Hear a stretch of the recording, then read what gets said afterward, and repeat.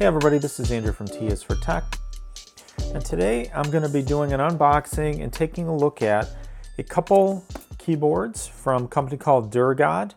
That's D-U-R-G-O-D, and I'm sure anybody that's interested in mechanical keyboards does know about Durgod. They have quite a few keyboards that I think, from a production keyboard manufacturer standpoint are pretty good.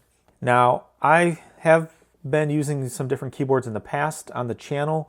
I've reviewed a few, a Logitech keyboard. I've been using the Huntsman Elite quite a bit as my personal keyboard on a daily basis.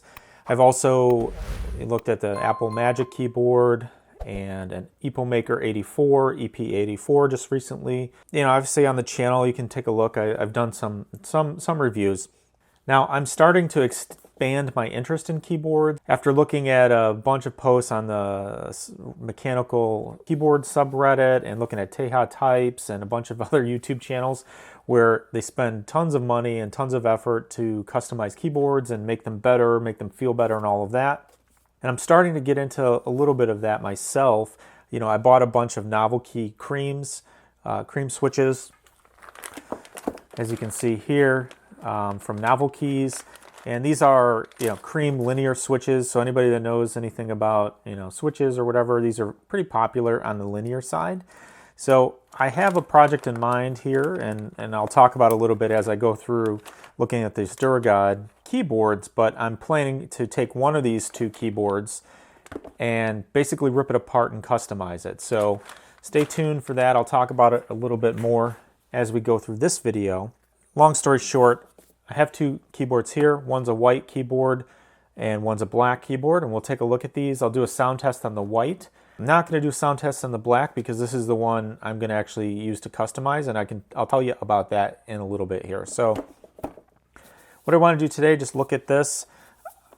This is a white keyboard. This is the Durgod Hades 68.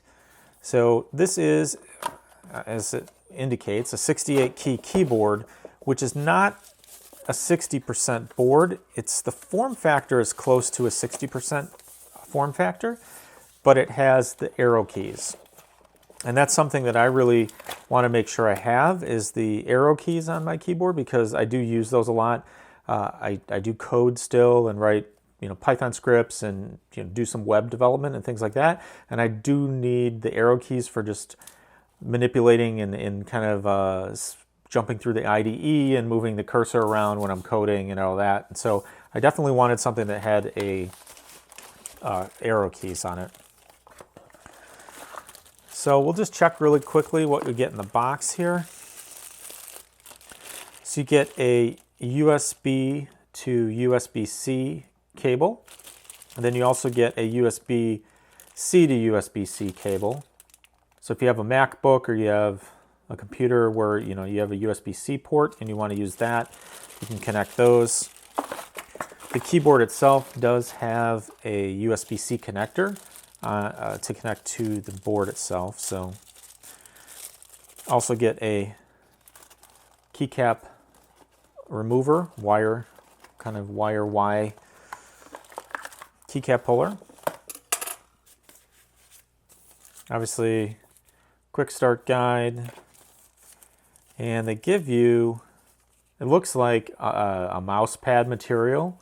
And it says here, use Durgod specific type mouse pad material and technology. But I think it's just a sample of what their mouse pads would look like or feel like from a construction perspective. And you can use it as a coaster or something else for your desk, I guess. So it's kind of nice that they give you that in the box. And then the keyboard itself is just kind of wrapped in this foam. Has a plastic cover over the keys. And as I mentioned, this is the white version, right? So what I really like about it is it's pretty hefty. The keyboard itself, if we go to weigh it, comes in at 1.78 pounds. So yeah, 1.78 pounds. So a little bit of heft. Nice white. It's got 4 rubber pads on the bottom to kind of keep it from moving around on your desk or whatnot. Does not have adjustable feet, so if you don't like the angle here, and I don't know, I have to double check. I think this might be 6, 7, 8% angle. I'll put it in the video here of what it actually is, but as you can see, that's what the keyboard looks like. Some of the other videos I've seen on YouTube related to this, people say, oh, it's a great keyboard, awesome keyboard. The only problem they had is like they didn't like the keycaps. Now, that did change because this version of this keyboard does have PBT keycaps on it. So both of these that I have today have PBT keycaps, which is nice to kind of have out of the box. And again, this looks Mac-like, you know, if you have a Mac computer or you just like white, you know, it would be a cool thing there. Obviously, it has the Windows keys and all of that, but you can use the Hera compiler to do swapping of the keys, and you can switch Alt with Option and things like that on the Mac if you wanted to. I am going to use this for the PC, so I'm not going to have to change anything. But basically, as you can see, you have your standard kind of 60% layout, but then you do have this row over here, so you have delete, home, page up, page down, and then your arrow keys, right? A couple different function keys to get to the different layers of the keyboard and the different, you know, like the function keys at the top, you know, your F1 through F12 are kind of on a different layer. Same thing with some of the other ancillary keys like print screen, scroll lock, insert end, you know, things like that. But just generally, you know, very nice layout. Now this one has the Kailh Box Red switches on it. So this was a little bit more expensive. I think depending on the switch type, these run between $109. So this one, the black one that I got, was like $109, and it has Gateron black switches in it, so linear black switches. And then this one has the Kailh Reds, the Box Reds. So if you kind of pull one of these caps off, you can see you have the Box Reds with the boxed top on there.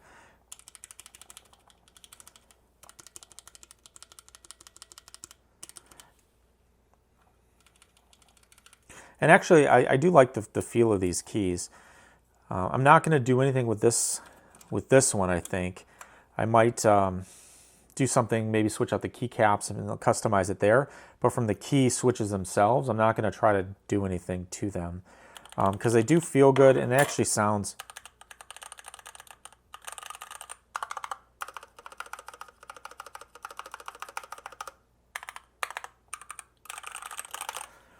Obviously, that doesn't give you a good representation of the sound because I'm holding it in the air. Towards the end of this video, I'm going to do a sound test on a desk, so you'll get a better sense of what the actual sound is from these switches. But yeah, I mean, just overall, very solid feeling keyboard. So this is the white, okay? So now, this is the black version, and this is the one I'm going to use to kind of customize.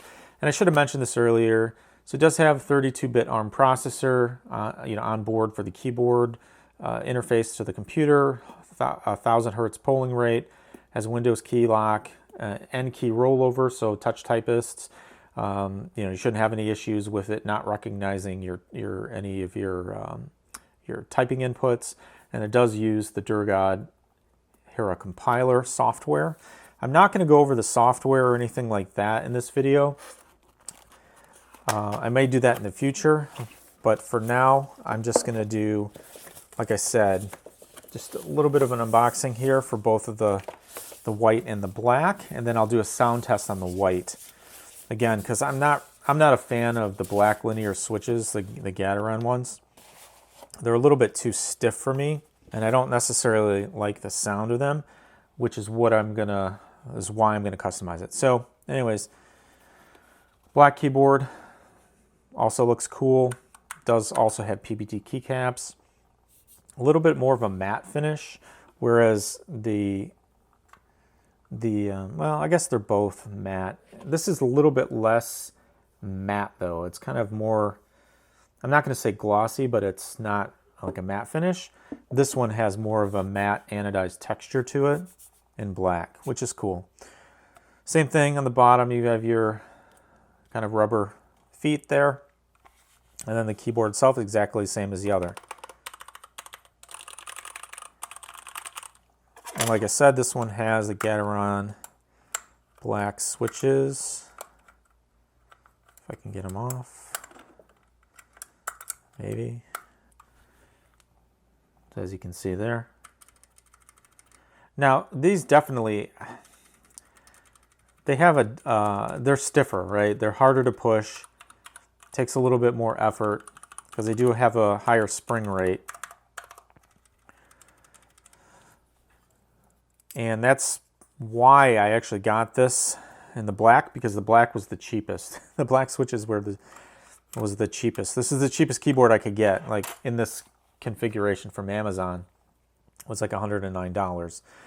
So what I'm going to do is, to start with on this one, is I am going to use those novelty creams, and I'm going to take this thing apart and I'm going to try to desolder all the switches. This PCB is not a hot swappable PCB, so I am going to use my soldering iron and try to get all the switches out, and then I'm going to replace them with the novelty creams, which I'm going to lube with Krytox 205 grade 0, and I do have that, so we'll see how that goes. I'll have a video about it in the future here, where I kind of take this apart and hopefully get all the solder, off and not screw it up. And then I'll like I said, I'll do a separate video where I'm going over how I'm going to lube the switches and all of that, and kind of put that back together. So that'd be a separate video, just talking about the customization of this one. But that's why I got two. One just to kind of use as is, which is the white with the Kailh Box Reds. And then this one I am going to use and do some customization with. Maybe in a couple stages. One will just be swapping out the keys, switches themselves. And then the second might be, I might look for some custom keycaps or something like that. So stay tuned for that. For this white one, I'm going to jump over to a desk, flat surface, and I'll use my other microphone, and we'll do a sound test recording of this keyboard, and also go through the LED lighting, the RGB lighting settings, and show you what's available there. And that'll be basically the end of this video, is just going through the sound test and the RGB. So let's hop over there and finish up this video.